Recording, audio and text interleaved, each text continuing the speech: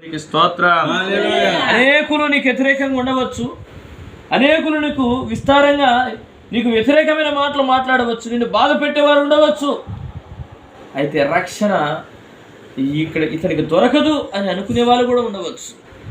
అయితే ప్రియులారా, వీళ్ళని రక్షించేవారు ఎవరు లేరులే, వీళ్ళని కాపాడేవారు ఎవరు లేరులే, వీళ్ళకి దిక్కు ఎవరు లేరులే అనుకునేవారు ఉండవచ్చు. కానీ దేవుడు అంటున్నాడు, ప్రియులారా, నీ తల నేను పైకి లేవనెత్తుతానంటే. ఎంతమంది నిన్ను అణిచివేయాలని చూసినా, ఎంతమంది నిన్ను తక్కువగా చూడాలని చూసినా, అయితే దేవుడు మాత్రం నేను లేవనెత్తేవాడు. తక్కువ కాదు, నేను ఎక్కువ స్థాయిలోనే తీసుకెళ్తాను. ఎందుకంటే దేవుని వాక్యం సెలవిస్తూ ఉంది, తను తాను తగ్గించుకున్న వారిని ఆయన హెచ్చించే దేవుడు. ఈరోజు నువ్వు తగ్గింపు జీవితాన్ని కలిగి ఉన్నది ఎవరు చూస్తున్నారా అంటే దేవుడు చూస్తున్నాడు. ఇంకొక మాట ఏబు గ్రంథంలోనికి రండి, ఏబు గ్రంథంలోనికి ఆ మాట చూపిస్తాను నేను. 42వ అధ్యాయం 12వ వాక్యం, ఏబు గ్రంథం 42:12. యెహోవా యోబును మొదట ఆశీర్వాదించినంత కంటే మరి అధికముగా ఆశీర్వాదించు. చూడండి పిల్లరా, మొదట ఆశీర్వాదం ఉంది ఆల్రెడీ యోబుకు, కానీ రెండవ ఆశీర్వాదం వస్తూ ఉంది, అధికమైన ఆశీర్వాదం అని చెప్పవచ్చు. కానీ అధికమైన ఆశీర్వాదం అయితే ఈ అధికమైన ఆశీర్వాదాన్ని పొందుకునే ముందుగా ఎటువంటి కన్నీరు గార్చాడో, ఎటువంటి శ్రమ పడినాడయ్యా అంటే, చివరికి తను ఏ రోజైతే పుట్టినాడో ఆ రోజును కూడా శపించుకుంటూ వచ్చినాడు. ఇట్లాంటి రోజు ఎవరికి లేకుండా ఉండుగాక, అసలు ఇట్లాంటి గతి ఎవరికి రాకుండా గాక అని అన్నాడు. ఇలా చివరికి అదే ఏవో ఒక ఉన్నతమైన స్థాయిలోనికి రావటం మనం చూస్తాం, ఒక ఆశీర్వాదకరమైన జీవితాన్ని జీవించటం మనం చూస్తాం. ప్రియులారా, ప్రభు కోసం బ్రతుకుతా ఉన్నట్టయితే ఇటువంటి జీవితాన్ని దేవుడు ఇస్తాడు. పౌలు అంటాడు, నా కోసం నీతి కిరీటం ఉంచబడినది అంటాడు. ఒక కిరీటం ఉంది, ఈరోజు ఆ కిరీటం ఉన్నది అని కనులారా చూస్తూ ఉన్నాడు. ఈరోజు మనకు కూడా ఈ భక్తి జీవితంలో, ఈ ప్రార్థన జీవితంలో ఎంతో సమయాన్ని వెచ్చిస్తూ ఉన్నాం. ఎన్నో పనులు పక్కన పెట్టేసి ప్రార్థనని పరుగులు తీస్తూ ఉన్నాం. లోకస్తులు అనుకుంటారు ఏం భక్తి అది అనుకుంటారు, కానీ భక్తి చేస్తున్న మనకు ప్రతిఫలం ఉంది. దేవునికి స్తోత్రం. ఇంత సమయం ఇచ్చిస్తున్నాం చూసారా, ఈ సమయాన్ని కేటాయించుకొని దేవుని మాటలు వినడం కోసం మనము ఈ సమయాన్ని కేటాయించిన సమయం వృధా అయిపోదు. మన జీవితాన్ని ఒక ఆశీర్వాదకరంగా నడిపించడానికి ఇది ఉపయోగపడుతుంది. దేవునికి స్తోత్రం. వచ్చే శాపము, వచ్చే పాపము, వచ్చే ఏదైతే కీడుందో అదంతా కూడా పక్కకు తొలగిపోతుంది. ఎందుకంటే దేవుడు మనతో ఉన్నప్పుడు ఆ కీడంతా తొలగిపోతుంది. ఆ దేవుని సన్నిధిని మనం అనుభవించినప్పుడు దేవుని ఆశీర్వాదం వస్తుంది తప్ప, దేవుని దీవెనలే వస్తాయి తప్ప, ఈ లోకంలో ఉన్నటువంటి అపవాది తంత్రములు ఏమాత్రం మన మీద పనిచేయడానికి వీలు లేదు. అపవాది అనేకులను పడగొట్టాలని, అనేకులను నాశనం చేయాలని, అనేకులను పక్కదావ పట్టించాలని ఎన్నో ప్రయత్నాలు చేస్తుంది, కానీ దేవుని పిల్లల జోలికి రావడానికి వీలుండదు. ఎందుకంటే దేవుడు వారితో పాటు ఉన్నాడు కాబట్టి. దేవునికి స్తోత్రం. ఆదికాండం 39వ అధ్యాయంలోనికి రండి. ఇంకొక వ్యక్తిని కూడా నేను జ్ఞాపకం చేస్తాను. ఆదికాండ గ్రంథం 39వ అధ్యాయం 1వ వాక్యం.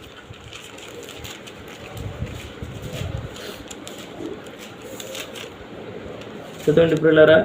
యోసేపును ఐగుప్తునకు తీసుకొని వచ్చినప్పుడు ఫరో యొక్క ఉద్యోగస్తుడును రాజ్య సంరక్షక సేనాధిపతియు అయిన పోతిఫరు ఒక ఐగుప్తుడు అక్కడికి అతని తీసుకొని వచ్చిన ఇస్మాయేలు వద్ద అతని కొనెను. యెహోవా యోసేపునకు తోడై ఉండెను. ఇక్కడ 37వ అధ్యాయము 28వ వాక్యంలో రాయబడి ఉంటుంది. ఆ సందర్భము ప్రియులారా ఎంతకు కొనుక్కున్నారో అర్థమవుతుంది. యోసేపుని ఎంత కొనుక్కున్నారో అక్కడ రాశారు.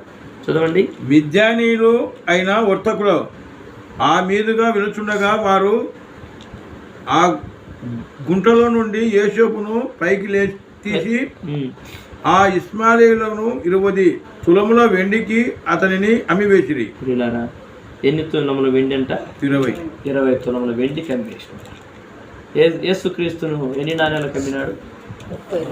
ప్రియులారా చూడండి, అమ్మవేయబడటం మనం చూస్తాం.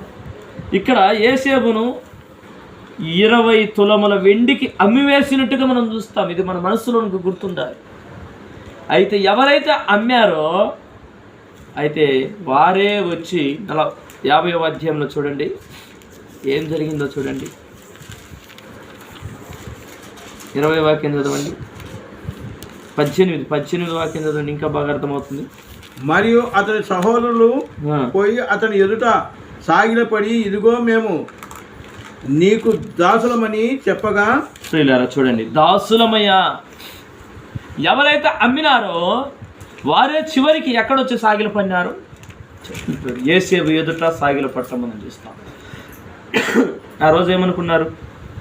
నేను అమ్మేసినాము అనుకున్నారు. అయిపోయింది, ఇతని జీవితం ఇంతే, ఇతని బ్రతికింతే. అసలు చాలా చులకన చేసేసారు. ఇంకా అసలు ఇటు బ్రతకడానికి కూడా తగినవాడు కాదు, అంతే వారి దృష్టిలో. కానీ చివరికి చదవండి నాన్న.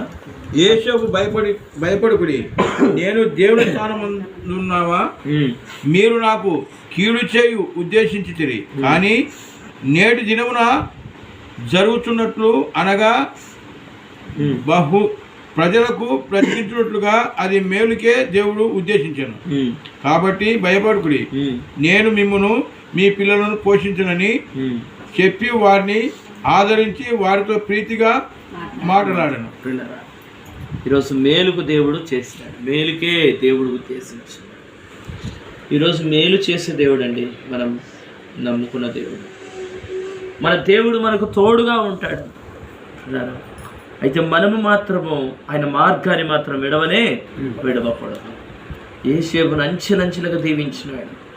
ఎవరైతే కీడు చేసినారో వారే వచ్చి సాగిలపడుతున్నారు. యోసేపు ఎదుట మొదటిగా అమ్మివేసినారు, తర్వాత చివరికి సాగిలపడుతున్నారు. ఎన్ని నాణ్యాలకు ఎంత వెండికి అమ్మేసినారు? 20 తులములు. తోబుట్టోడని చూడకుండా, సొంతవాడని చూడకుండా అమ్మివేశారు. కానీ చివరికి వాళ్ళకి ఆకలితో అల్లాడిపోతా ఉన్నారు. తినడానికి తిండి లేని స్థితి వచ్చేసింది. అయితే యోసేపు ఎదుటికే వచ్చి సాగిలపడే స్థితి దేవుడు తీసుకొచ్చాడు. ఒక వ్యక్తిని దేవుడు హెచ్చించదలిచినప్పుడు ఇట్లాంటి పరిస్థితులు ఒక్కొక్క వ్యక్తికి వస్తాయి. అమ్మివేయబడటం, తక్కువ చేయబడటం, హేళన చేయబడటం, నిందించబడటం, అవమానపరచబడటం. ఎందుకో తెలుసా? దేవుని నమ్మిన పిల్లల్ని దేవుడు తల లేవనెత్తుతాడు. అందుకే కీర్తనల గ్రంథం 3వ అధ్యాయంలో మనం చూసాం. అక్కడ తల లేవనెత్తేవాడు యోసేపును తల లేవనెత్తినాడు. పిల్లల ఎటువంటి స్థితిలోకి తీసుకొని వచ్చినాడంటే అందరూ వచ్చి అతని ఎదుట సాగిలపడేటట్టుగా, ఎవరు అమ్మివేసినారో వారే వచ్చి సాగిలపడేటట్టుగా చేశారు. ఇది దేవుని కార్యం.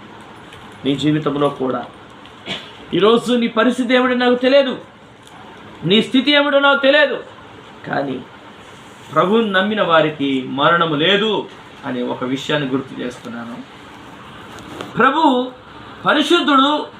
ప్రభు దగ్గర నీవు కూడా ఒక స్థానాన్ని సంపాదించుకుంటావు ఎప్పుడు నువ్వు హృదయపూర్వకంగా ప్రభువును విశ్వసించి. ఈరోజు అటువంటి అవకాశం మనందరికీ దేవుడు దయచేయను గాక. ప్రార్థన చేస్తాను.